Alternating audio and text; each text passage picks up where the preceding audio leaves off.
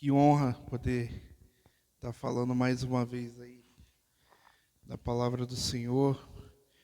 Apesar da minha voz hoje não estar obrigado, irmã, não está muito bem. E também não esperava, nem comentei que ia ministrar hoje, mas acho que Deus tem um propósito em tudo. E é engraçado que o pastor falou para mim domingo passado, para eu ministrar hoje, e eu não lembrava. Eu fui lembrar hoje, domingo de tarde, eu fui lembrar disso. E eu falei, nossa, sou eu que vou ministrar hoje. E eu pensei assim, nossa, o que eu vou ministrar? E ontem aconteceu uma situação comigo, que até então eu não tinha entendido muito bem, e que acabou gerando a palavra que Deus vai trazer ao nosso coração. O título dessa ministração é A Espera de um Milagre. E ontem eu tenho sofrido com um problema na minha perna, faz umas 3 semanas que eu não tenho conseguido dormir. Já é um problema que eu já tenho há alguns anos, só que meio que está piorando, agravando. E os médicos não sabem dizer o que é. Mas enfim, eu sei que eu estava com muita dor na perna e devido a muita orientação das pessoas, eu fui na UPA para ser medicado lá. E eu vou contar um pouco da minha experiência na UPA e com aquilo que Deus ministrou. Porque eu saí de lá com a mesma dor, não mudou nada, do jeito que eu entrei, eu saí em relação à dor. Mas Deus foi falando comigo coisas muito profundas. Amém? Então, o versículo base,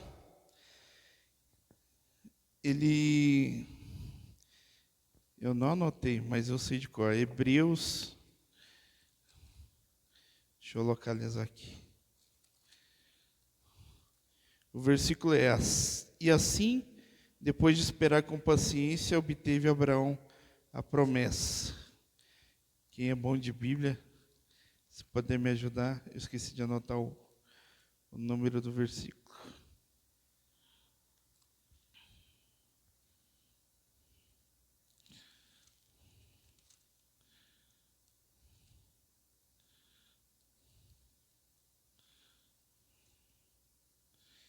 E assim, depois de esperar com paciência, obteve Abraão a promessa. Isso vai ser o nosso texto base de hoje. Enfim. E qual era essa promessa que Abraão tanto aguardava? Ela vinha em vários níveis. Filhos, através desses filhos gerar uma descendência, através dessa descendência dar uma continuidade ao seu legado, e através disso que o seu nome ficasse marcado na história.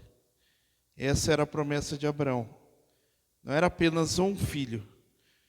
Porque quando ele chega diante de Deus, ele diz assim: Senhor, um servo da minha casa vai herdar a minha herança, vai ser o meu herdeiro. Então ele tinha essa preocupação sobre quem herdaria o legado que ele tinha plantado ali na terra. E quando você vai ali no dicionário, só que para que isso acontecesse, a promessa dele acontecesse, ele precisava de um milagre, porque havia alguns contras. Qual eram esses contras? Sua idade, sua esposa que era infértil, e a dificuldade de manter a fé, mesmo em meio às dúvidas.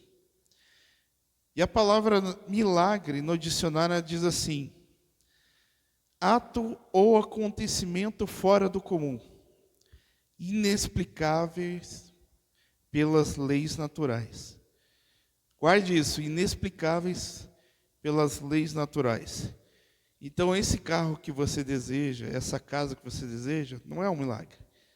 Isso é uma conquista natural. Você pode ter um carro sem ter Deus. Tem pessoas que não acreditam em Deus, que não aceitaram Jesus e tem carro, tem casa, tem casamento. Então, muitas vezes, nós colocamos como milagre coisas que são possíveis serem alcançadas naturalmente. Agora, a restauração de um filho preso nas drogas, isso não é algo natural. Isso é só algo que só Jesus pode fazer. A cura de uma enfermidade, a restauração do ventre de uma mulher, somente Jesus, somente Deus pode fazer isso. E o que acontece? A primeira situação que eu quero adentrar. Eu lembro que eu tenho essas dores ali há muito tempo, e existe coisas nas nossas vidas que dói, vai doendo tanto, que chega a certo ponto que você acaba se acostumando com aquela dor. Você consegue viver o teu dia a dia com aquela dor. No primeiro momento ali dói bastante, mas você começa a aprender a fazer as suas coisas no dia a dia, mesmo com dor. Só que isso pode ser perigoso, porque isso nos torna cômodos.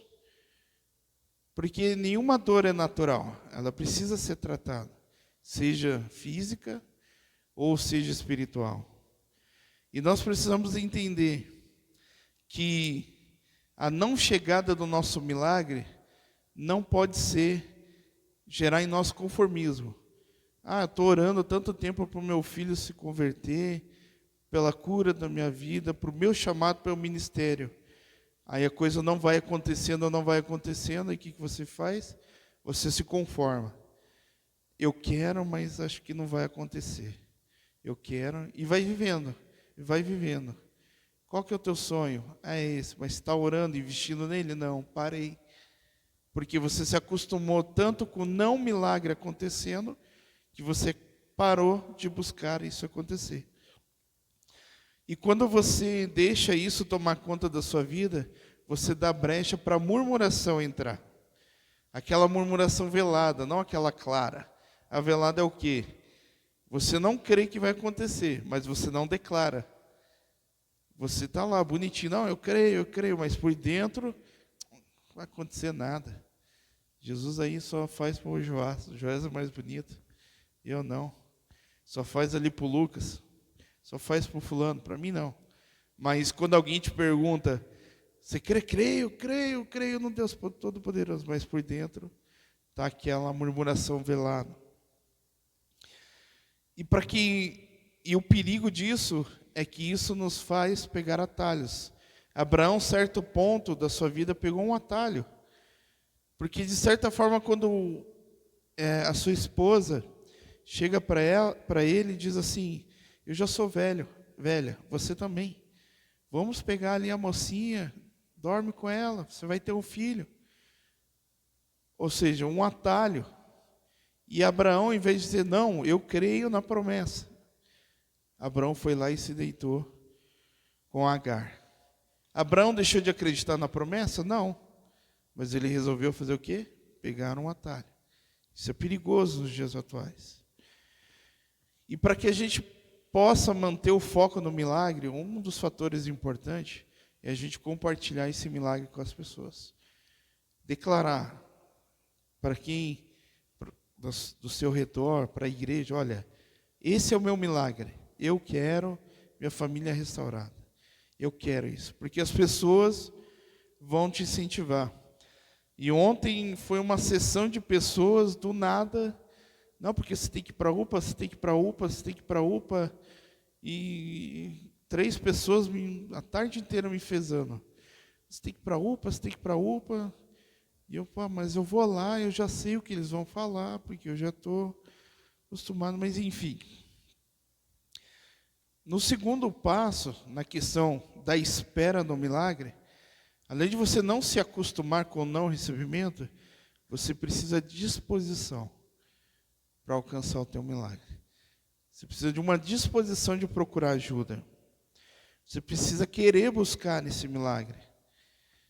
Pedir ajudas para as pessoas. Pedir para as pessoas de confiança, não é qualquer um também.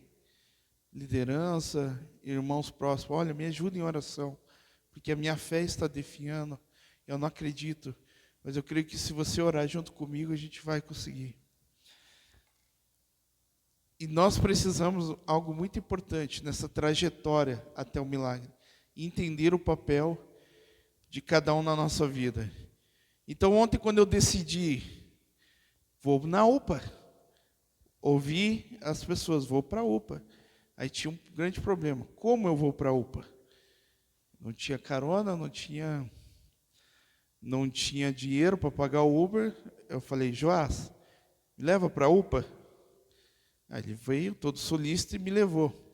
Aí ele fez uma pergunta muito chave. Ele falou, você quer que eu espere aqui, você ser atendido, ou qualquer coisa você me chama? Eu falei assim para ele, não, pode ir, eu fico aqui. O que acontece muitas vezes na nossa vida é que a gente não entende que tem pessoas na nossa vida que elas vão andar conosco até certo ponto. É o papel dela durante esse período. Esse é o papel que ela vai cumprir na nossa vida. E se por acaso ela se afasta ou vai embora, ela não está te abandonando. Ela cumpriu o papel que você precisava naquele momento. Então a gente tem que primeiro limpar o coração. Porque a gente tem sonhos. E muitas vezes a gente começa a culpar as pessoas. Olha, eu não alcancei meu sonho, porque o fulano lá me abandonou no meio do caminho. Porque se o fulano lá estivesse comigo até hoje, nossa, eu estava longe. Não, o fulano andou com você até onde você precisava. A vida evolui, as coisas evoluem. O Joás, então, não havia necessidade de o Joás ficar lá, correndo risco nesse período de pandemia. Para quê? Não tinha necessidade. Então, a gente precisa entender o papel de cada um que passa na nossa vida. E uma coisa que me chamou muita atenção é a indiferença. Eu entendo o pessoal que trabalha com a área de saúde, realmente é difícil. Mas eu quando eu cheguei assim na recepção, a menina lá estava mexendo no celular e falando comigo. E eu, não, estou com uma dor aqui, aham. Não, mas eu estou aqui, aham. Bota o braço aí, tipo, totalmente diferente com a minha dor. E o que acontece? Nem todo mundo vai se importar com o seu milagre. E nem todo mundo é obrigado a se importar com o seu milagre. Por que eu estou falando essas coisas? Porque a espera do milagre, a Bíblia diz ali, Abraão esperou com paciência.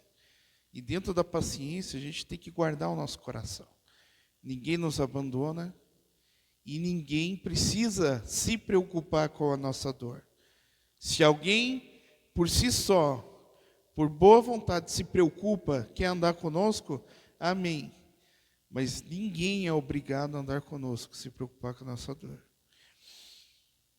Agora você tem um papel de se preocupar com a dor do próximo. Olha como o evangelho ele é complexo. As pessoas não são obrigadas a se preocupar com a nossa dor, mas você é obrigada. Obrigada no sentido de que Jesus se entregou para você. Jesus se importou com a sua dor. Então há uma obrigação interna. Não há uma obrigação no sentido, se eu não fizer, Deus vai me castigar. Mas uma obrigação de você manifestar esse amor que você recebeu. E o que acontece nesse período da espera do milagre? Muitos acabam idolatrando esse milagre. Do tipo, Senhor, se eu não receber isso, eu não vou fazer mais nada. Muitos largam o chamado, largam o ministério. Não, eu quero uma resposta de Deus. Coloca Deus na parede. Se Deus não fizer, eu não vou fazer. Eu preciso dessa resposta. Que se o Senhor não me der essa resposta, eu não vou fazer mais nada. E eu lembro que ontem eu estava lá, sentadinho, lá no meu canto, lá, todo encolhido. Aí veio uma senhorinha assim, se arrastando, assim. Ela viu eu com o celular e falou, moça, você pode ligar para o meu filho? porque eu estou sem crédito e o doutor já me atendeu. E eu falei assim, pô. E aí, peguei, liguei, não atendeu, mandei uma mensagem, aí respondeu, falei, ó, sua mãe está aqui, tá, o cara, obrigado por ter avisado. O Espírito Santo naquela hora começa a ministrar comigo assim, talvez você olhe para a sua vida e diga assim, você não tenho nada para oferecer. Eu não recebi o meu milagre, o que eu vou oferecer? Mas talvez dentro de você há coisas tão grandes, coisas abundantes que você próprio não dá valor, mas que pode ser o milagre na vida de outra pessoa. A gente não entende a complexidade do ser humano e nem a complexidade do reino. Mas talvez para mim ter crédito no celular, naquele momento para mim não servia de nada.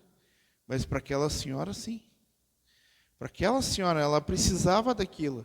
Ela veio até mim, um desconhecido, e clamou pela ajuda. É um simples crédito? Não, mas era o que ela precisava. Então, nessa espera, até que o teu milagre chegue, esteja atento às pessoas que estão ao seu redor. Elas podem precisar de você. Você não precisa estar com o seu milagre para ser um canal de bênçãos. Ou seja, você pode ter algo sobrando que pode ser importante na vida de alguém. Guarde isso. E estou lá, 2 horas para ser atendido, e nada, e aquela reclamação, eu cheguei aqui 6 horas, 7 horas, e não fui atendido ainda. De repente, chega uma mulher agonizando de dor. Ela, o marido dela e a filha dela. Mas você via nítido na cara dela, ela com a mão assim na barriga, ela não conseguia nem abrir o olho. E ela chegou lá na recepção, onde mede a pressão, e a mulher e o marido desesperado, olha, a minha esposa aqui, ó, tá com dor. E os médicos, os enfermeiros ali, os enfermeiros, totalmente indiferentes, senta aí, coloca o braço aqui, mediram a pressão, mediram, né, as coisas básicas lá, anotaram num papel, e está aqui, ó, senta ali e aguarda. O cara já ficou, o marido já ficou indignado, como assim, você não está vendo? Não, mas pelos os dados aqui, ó, não é urgente. Mas, moça, você não está vendo aqui o estado dessa mulher? Ela pegava o papel e falava, ó, mas pelos dados que estão aqui, não é urgente. A gente só pode furar a fila ou te colocar em prioridade se for uma emergência. E o seu caso não é de emergência, porque o que está escrito aqui no papel, que os seus dados não são. E o marido não entendia, ele olhava assim, mas olha o desespero da minha esposa. Ah, mas aí não é comigo, eu só sou enfermeira, tenta falar com o médico. Aí o médico passou, uma outra enfermeira, perdão. E ele explicou tudo de novo, olha a situação da minha esposa. Ela pegou o papel, olha aqui, senhor, os dados dela está como urgência, então não é emergência. Todo mundo aqui está com dor, eu não posso te dar prioridade. E aquele marido desesperado assim, mas moça, você não está vendo o desespero da minha esposa? Sim, assim como eu estou vendo dos outros. Resumindo, ela quer dizer que todo mundo tem problemas. Só que hoje eu vejo muitas vezes o evangelho, ele está sendo, os métodos, eles estão acima das pessoas. Muitas vezes as lideranças, as doutrinas estão colocando as burocracias, gospels, os métodos, a forma acima das pessoas, né? Não, se não for desse jeito, do jeito que foi criado em 1910, não tem como mudar. O mundo vai passando, o mundo vai evoluindo, e eu vejo que muitas vezes, nós cristãos, nós a liderança, Estamos afastando as pessoas da igreja, com regras, com doutrinas. Não é abrir, virar um liberalismo, mas existe um bom senso. Um bom senso no sentido igual a mulher estava desesperada de dor, não precisava de um papel mostrar se ela estava bem ou não. Todo mundo estava com dor? Estava. Eu estava com dor? Estava, mas estava sentado. Era algo suportável. Você via na face daquela mulher o desespero da dor. Mas o papel está dizendo que está tudo normal. E assim muitas vezes acontece no reino de Deus. Infelizmente no reino cristão. Se a gente não mudar essa atitude de entender que pessoas vêm acima de doutrinas, pessoas estão acima de métodos, a gente vai continuar afastando mais pessoas. Isso foi só uma abertura à parte, porque nesse período que você está ali para esperar um milagre, você não pode apenas esperar, você tem que agir, você tem que andar de encontro às pessoas. Seja o milagre que você espera. Seja isso na vida das pessoas. E aí, no meio dessa confusão, sai um doutor no meio lá, todo mundo já revoltado. Sai um doutor lá e fala assim: Tiago, Vicente, Gonzaga Pontes. Falei, cara, eu não tive outra atitude, eu não falar assim, olha, eu troco de lugar, o meu lugar com essa mulher, atende ela e eu entro no lugar dela na vez. Daí o doutor falou, pode ser. Aí foi atendida, já foi medicada. O que eu quero dizer que existem momentos na nossa vida que o milagre vai estar ali na porta. Só que vai ser a vez de outra pessoa. E isso é complicado no meio cristão. Digo para nós aqui. Quando o nosso irmão é abençoado e a gente não. Quando o filho pródigo chega na casa e nós, filhos, que estamos ali firmes, que não ganhamos um bezerro, que não ganhamos festa, que não ganhamos nada, ficamos murmurando, chega o filho pródigo, tem tudo aquilo e a gente não se alegra com o milagre do nosso irmão. Como que você vai esperar o teu milagre acontecer? Idolatrando ele, parado, sem fazer nada? Em que lugar o seu milagre está na sua vida? Nós precisamos ter essa sensibilidade que talvez tem pessoas que precisam mais. Deus ele não quer ignorar a sua dor, não quer ignorar a sua necessidade. Mas nós temos que ter uma coerência na nossa vida cristã. Entender como ontem. Eu estava com dor, eu queria que acabasse aquela dor. Mas do meu lado, eu não poderia ficar quieto. Isso é cristianismo. Não é eu vir aqui ficar 1h30 só pregando, falando palavras bonitas. Cristianismo são pequenas coisas assim. Eu não precisei falar ontem de Jesus, eu demonstrei Jesus. Passa na minha vez, seja atendido. Eu sei que estava meio uma confusão. A partir do momento que eu tomei essa atitude, acabou a confusão. Todo mundo ficou assim. Como? Como que pode? Não para a minha glória. Mas você precisa causar impacto nas pessoas com a sua atitude. E depois que essa mulher foi tratada lá, aí demorou mais meia hora, o mesmo médico, Tiago, me chamou, mostrei o meu problema, mostrei meus exames.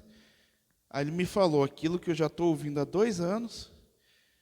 Eu saí com um paracetamol, continuei com a dor e fui para casa. Ou seja, do mesmo jeito que eu entrei naquele lugar, em relação à minha dor, ao meu milagre, eu voltei para casa da mesma forma. Só que Deus ele usa essas situações. Já parou para pensar que se talvez uma rua que você vira diferente no teu cotidiano, um ônibus que você pega diferente, pode mudar toda uma trajetória. Eu penso assim, se eu não tivesse lá ontem dado a minha vez, e se fosse algo muito grave para aquela mulher, se ela não tivesse tempo, se a insensibilidade daqueles enfermeiros não colocasse aquela mulher como prioridade. E se eu não tivesse emprestado o meu telefone para aquela mulher fazer uma ligação? Já parou para pensar? Pensa no seu dia a dia. Quantas coisas que acontecem sem explicação, que você talvez nem saiba, mas que você foi instrumento para ajudar o seu próximo. Então, enquanto você espera acontecer o seu milagre, coloque Deus acima de tudo. E para encerrar, eu queria abrir em Gálatas 6.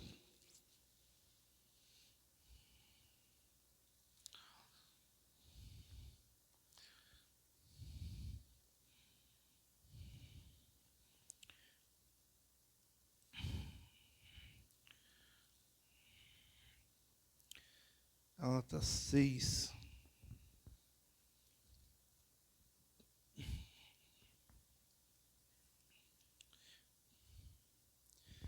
O título da ministração é Em Espera de um Milagre, mas não era para falar do seu milagre.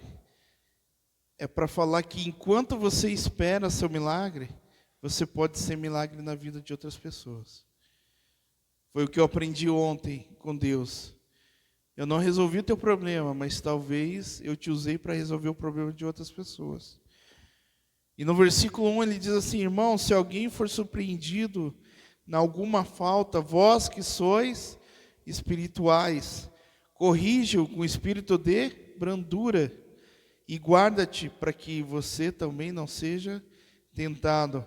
Paulo está dizendo, ei, se alguém está errando, você que é espiritual e identifica esse erro com brandura, ou seja, com leveza, chega, Joás, você está errando. Se você seguir nesse caminho, Ricardo, mude isso, porque a palavra diz isso e isso. Mas também a gente tem que tomar cuidado, porque ele diz que nós também não venhamos ser tentados pelo mesmo erro. Ou seja, você trazer a revelação do Evangelho, a verdade para a vida de uma pessoa, e isso pode gerar um milagre na vida dela. E você ser o caminho. Mas precisa do quê? Leveza.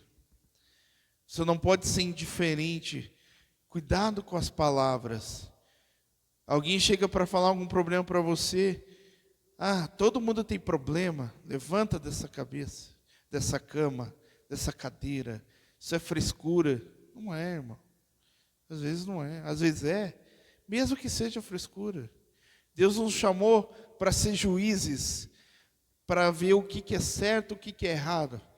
O que é certo e o que é errado está aqui. Deus nos chamou para amar pessoas, para mostrar o caminho. No versículo 2 ele diz assim, levai as cargas um dos outros, assim cumprireis a lei de Cristo. Não precisa nem explicar o versículo, Jesus está falando assim, as cargas, o peso, por exemplo, o Joás, ele tem um peso na vida dele. É meu dever como cristão ajudá-lo a carregar. Ajudar a carregar não é pegar o peso dele e trazer para mim. É eu pegar o peso dele e junto com ele carregar. A gente tem que ter essa separação também. Muita gente às vezes se cansa dentro do evangelho porque pega peso de um, pega peso de outro, pega peso do outro. Enquanto o outro lá está tranquilo, você está carregando o peso de todo mundo. Nós temos que ajudar as pessoas a carregar suas cargas. E no versículo 3 ele diz assim, porque se alguém julga ser alguma coisa, não sendo nada, a si mesmo se engana. Além de nós termos essa responsabilidade de ajudarmos, nós temos que entender que quem vai fazer a obra é Deus. Não somos nós. Não, O fato de você levar a carga do seu irmão não te torna o bom, não te torna, nossa, o santo dos santos. Você tem que entender quem você é. No versículo 4, o penúltimo versículo diz: mas prove cada um o seu labor, e então terá motivo de gloriar-se unicamente em si e não em outro. O que Paulo está dizendo? Mas prove cada um o seu labor, o seu trabalho. Faça cada um o seu trabalho. Aí sim você vai ter motivo de se gloriar-se em alguma coisa. Não adianta você declarar: eu sou cristão, eu amo vidas, eu amo isso. E no momento que você tem a oportunidade de fazer diferença, você não faz. E olha no versículo 5. Porque cada um levará o seu próprio fardo. É aquilo que eu falei, cumprido aqui na palavra. As pessoas não são obrigadas a levar o teu fardo, mas você é obrigado a levar o fardo dos outros. Olha o que Paulo está dizendo: porque cada um levará o seu próprio fardo. E no versículo diz: levai as cargas um dos outros. E no dicionário, cargas e fardos, eles são antônimos, eles têm o mesmo significado.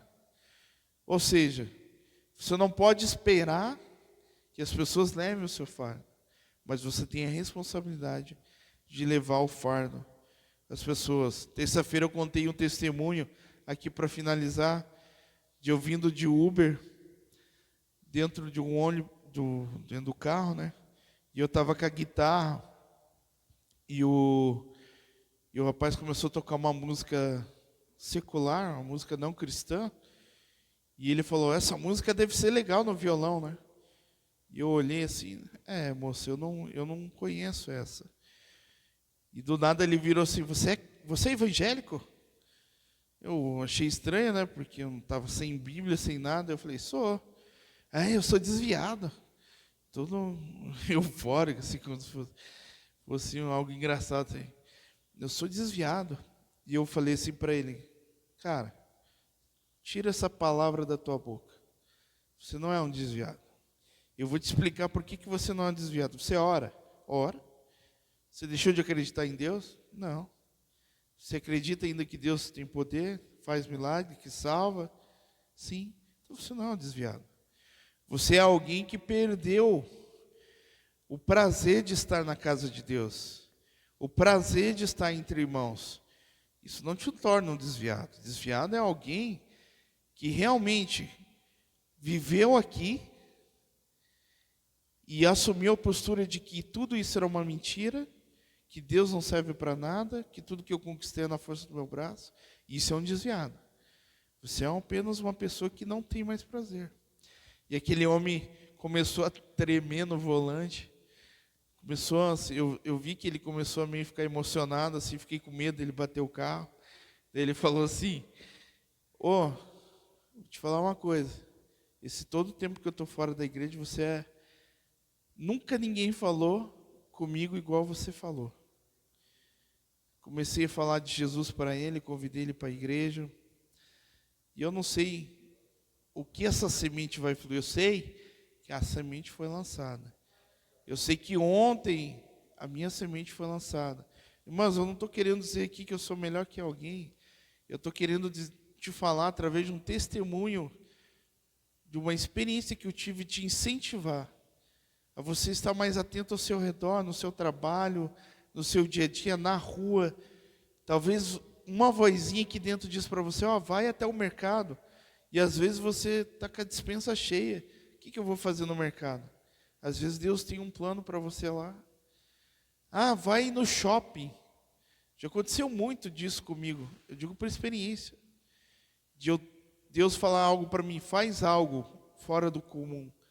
E eu acabar fazendo e encontrar alguém que eu não via há muito tempo. Ou ter uma situação, para encerrar mesmo. Eu ia numa igreja em Pinhais. E eu não sei por que bateu a vontade de ir bem antes. Então, 3 horas antes do culto, eu já estava saindo de casa. E eu Eu fiquei pensando, o que eu vou fazer lá? Vou ficar lá na frente com a porta fechada. Mas sei lá, senti. E fui. No que eu fui, cheguei lá no terminal de Pinhais, tinha um rapaz assim num canto jogado assim, com duas mãos assim, ele vomitando. E eu disse, uai, o que está acontecendo? Fui lá. E a moça, ele está aqui passando mal, ele disse que mora aqui perto, mas eu não consigo levar ele para casa. Será que você não conseguiria?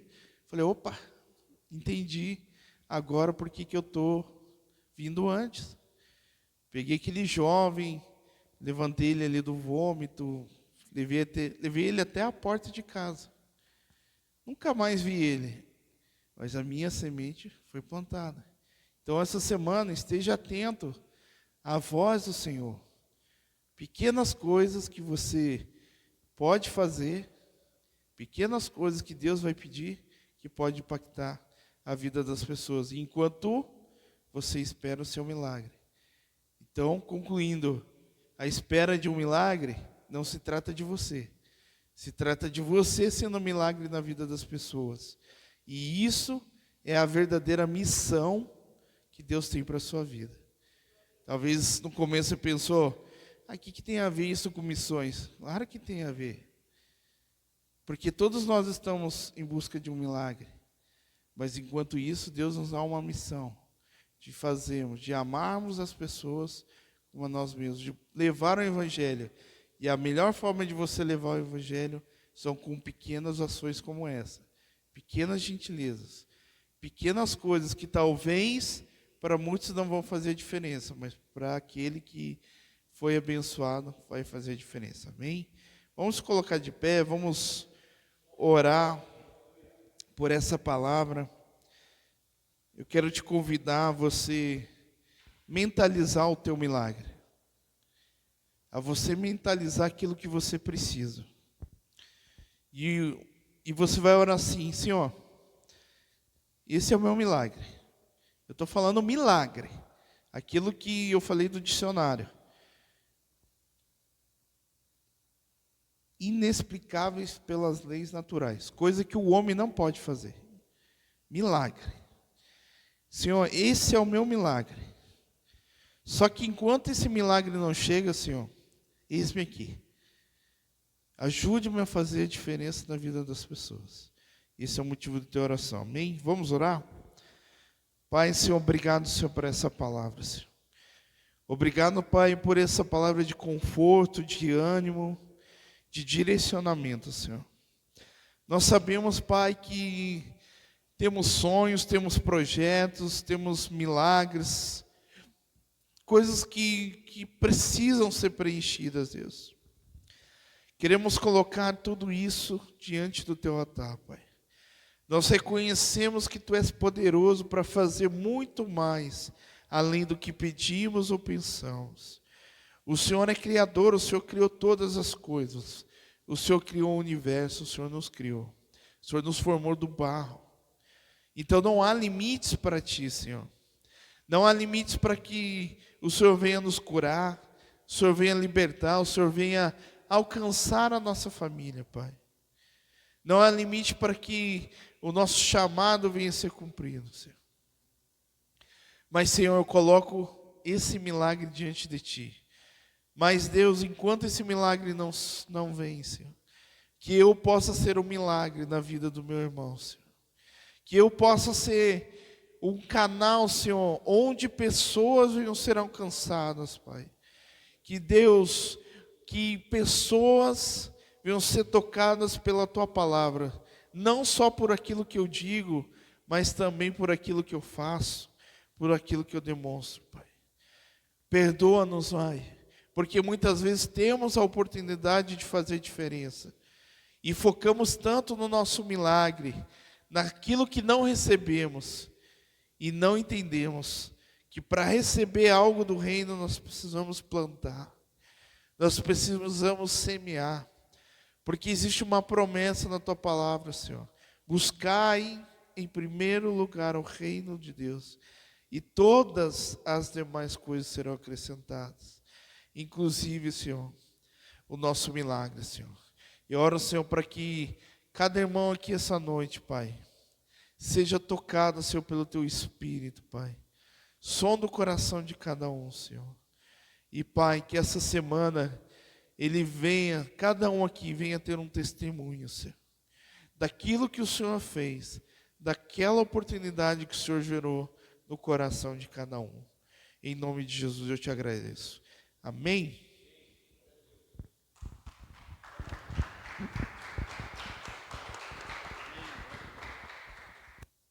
Glória a Deus, né, irmão? Somos embaixadores do reino, né? Através do sangue de Jesus, ele nos transformou.